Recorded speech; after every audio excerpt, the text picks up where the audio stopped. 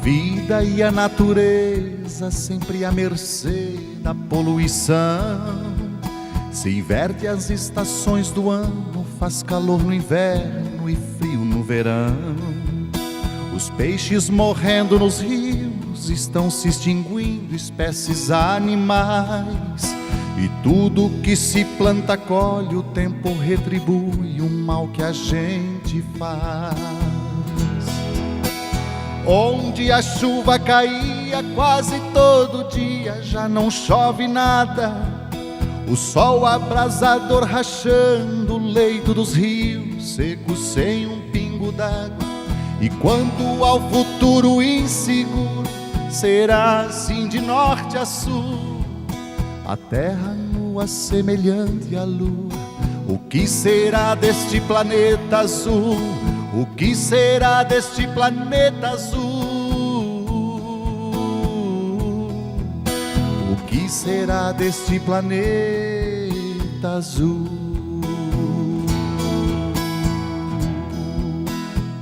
Nasceu em Jaguaruna, sul do estado de Santa Catarina, caçula de uma família de 9 irmãos.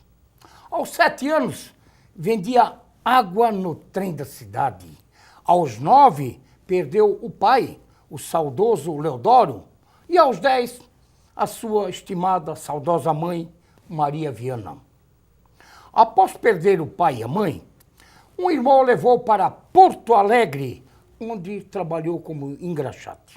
Aos 15, voltou para Jaguaruna, sua cidade natal. Em 1976, casou-se com Janete Frécia, com quem teve 2 filhos maravilhosos, Fábio e Fernanda, que lhe deram 2 netos. Diogo Leonardo, com 13 anos, torcedor do Colorado dos Pampas, o Internacional de Porto Alegre, formado em Administração e Segurança do Trânsito pela Univale da cidade de Itajaí, pós-graduado em Gestão de Pessoas pela Unidade de Rio do Sul.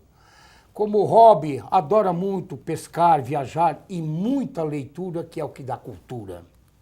Peixes é o seu prato preferido e a bebida um bom vinho. Católico, gosta muito da música sertaneja e da música popular brasileira. Admira muito a bondade, a capacidade do homem servir o seu próximo, mas detesta muito a arrogância e o individualismo.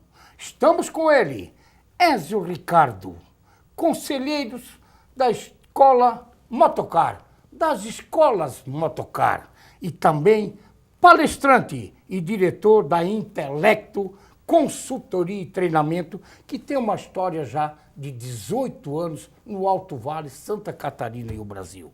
Desde 1980, na cidade de Ituporanga, e desde 1990, também estabelecido em Rio do Sul, que é a sua terceira casa, Jaguaruna, Ituporanga, Rio do Sul.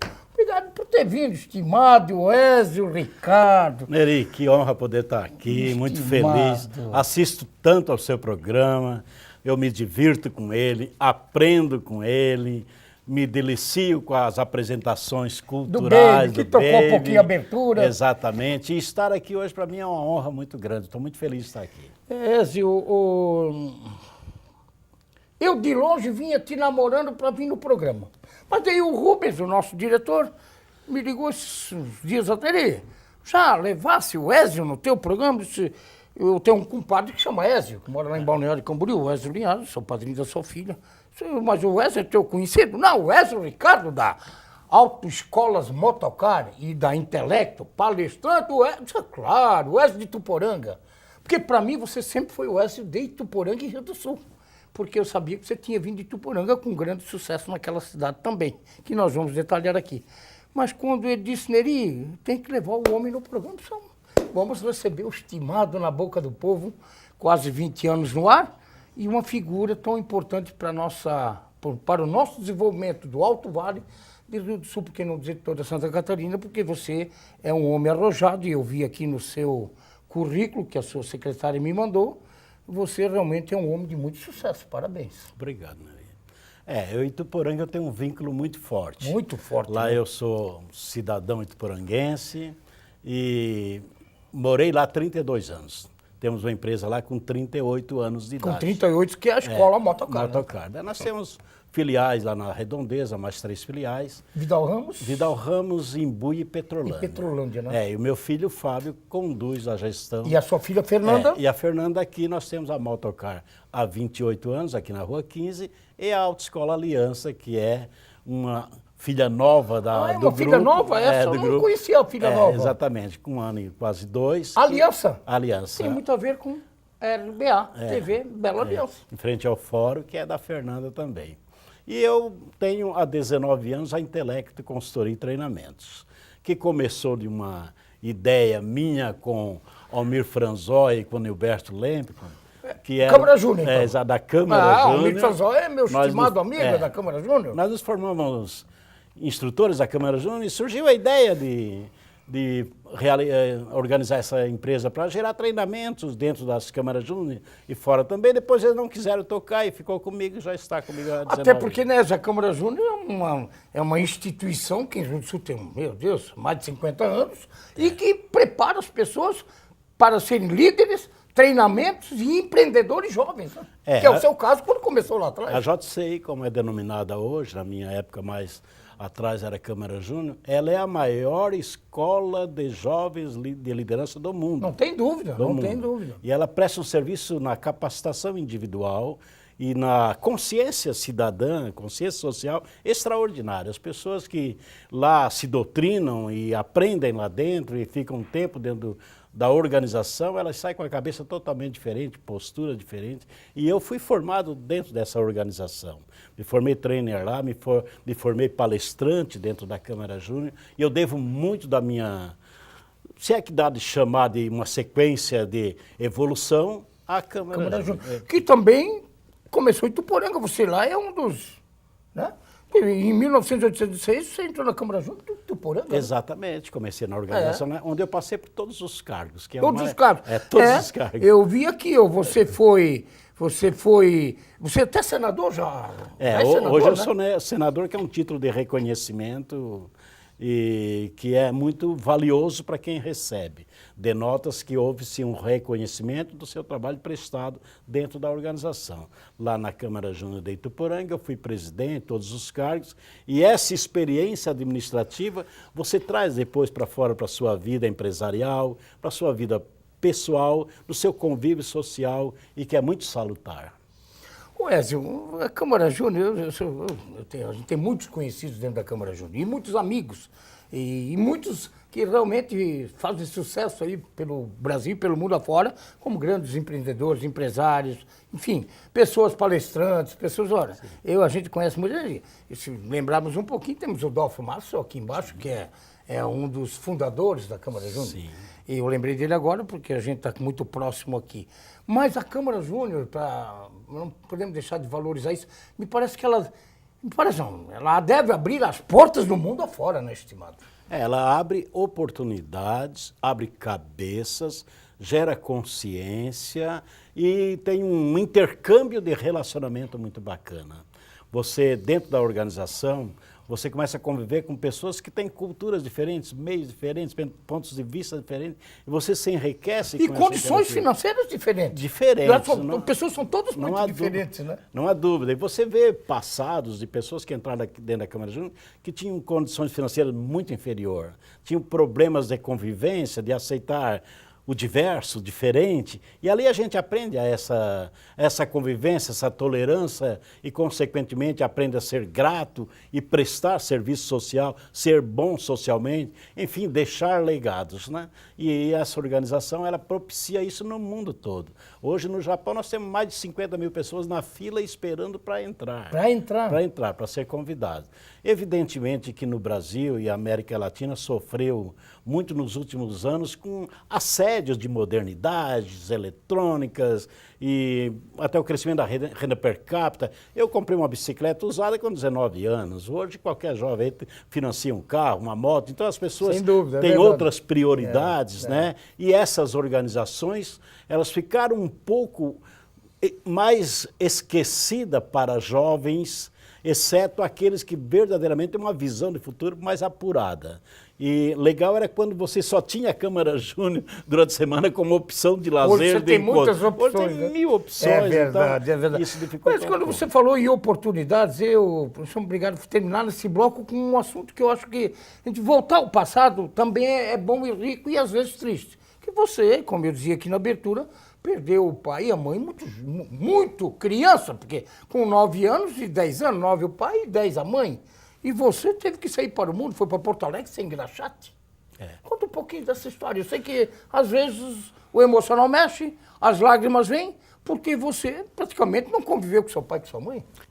Neri, você sabe que em anos atrás, quando na minha adolescência, um pai era muito marcante na vida dos filhos, né? A educação era severa, disciplinadora, nós tínhamos educação focada em valores. Então, o pouco tempo que eu vivi com meus pais foram de fundamental importância para a minha formação de valores na minha vida.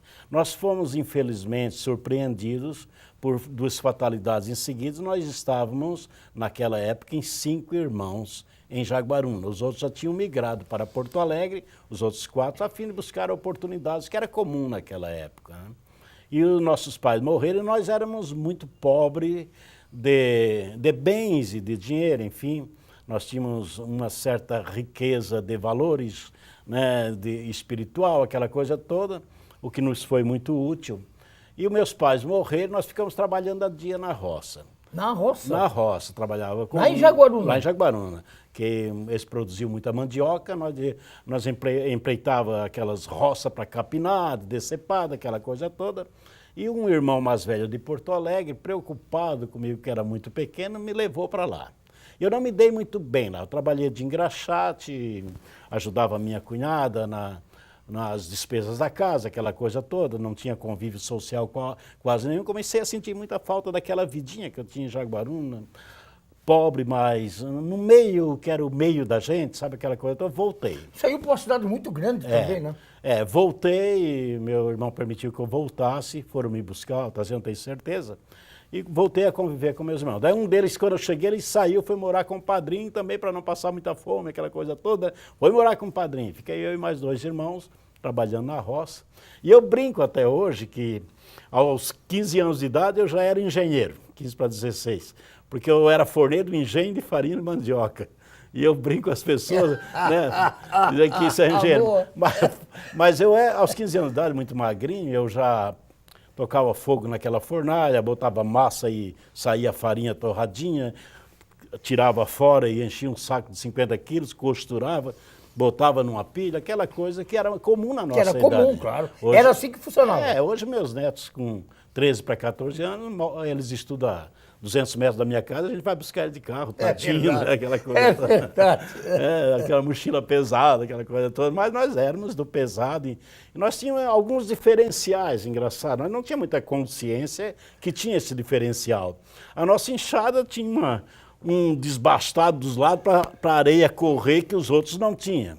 Nós sempre à noite afiava bem as enxadas para não precisar gastar esse tempo de manhã, sabe? Cada um tinha uma lima, sair pronto, né? Cada um tinha uma lima. Nós fazíamos um poeirão que as pessoas passavam na estrada e não viam nós, só via poeira. De tanto que vocês exatamente. Nós era muito rápido, capinar pelos 2 lados, aquela coisa toda que eu estou lembrando agora, dá vontade de... Está voltando um filme, né? Na verdade está passando um filme na minha cabeça. Mas era muito interessante que deu para nós empregabilidade. Aquele diferencial, todo mundo queria contratar os filhos do Leodoro, os Ricardo. Né? Queriam os filhos do Leodoro. Exatamente, isso criou um diferencial para nós, que nós nunca ficávamos sem trabalhar. E daí eles sabendo da nossa situação... Vocês faziam assim, tipo empreitada, então? Empreitada e a dia também. E a dia também, por dia? E no inverno, farinhada. Um contrato de farinhada. Contrato verbal, né? Sim, sim. Para uma farinhada inteira, que ela durava mais ou menos 40, 50 dias. Como é que é essa farinhada? Explica. Porque muita gente, os mais jovens, que não, eu não sei o que é, imagina essa juventude. Imagina uma roça de mandioca que você bota 2 bois na canga, bota num carro de boi, sai 4 da manhã, vai lá, arranca a mandioca, vem com o carro cantando, sabe?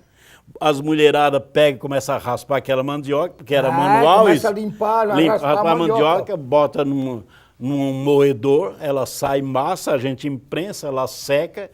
Depois essa massa vai para um forno quente e vira farinha de mandioca. É a farinhada. Que a gente usa hoje no churrasco. Tudo isso nós fazíamos. Imagina um inverno de geada, dá um puxado do pé de mandioca, escorrega a mão, não tinha luva, nada. Não tinha calçado. Não, nosso calçado era tamanco. Tamanco, né? Claro. De madeira. Devia ser tamanco, evidente que devia ser tamanco. De madeira, era muito penoso, sabe? Penoso, né? Mas tem aquela frase de Confúcio, o que não me mata me faz mais forte, não é verdade? Mais forte, sabe, é nós ficamos... E foi experiência de vida, com sofrimento e tudo, mas está aí hoje você é um cara de sucesso. Nós vamos ao nosso primeiro intervalo e depois eu quero que você volte bem rapidinho para continuar essa história, como você chegou em Ituporanga, e daí vamos chegar na Motocar para depois chegar na Intelecto, Certo. porque tudo passa muito rápido, depois do nosso estimado Baby Felizardo. Ai, que saudades de um beija-flor que me beijou, depois voou pra longe demais, pra longe de nós. Saudades de um beija-flor que me beijou, depois voou. O dia amanheceu tão lindo, eu durmo e acordo sorrindo. Eu durmo e acordo sorrindo.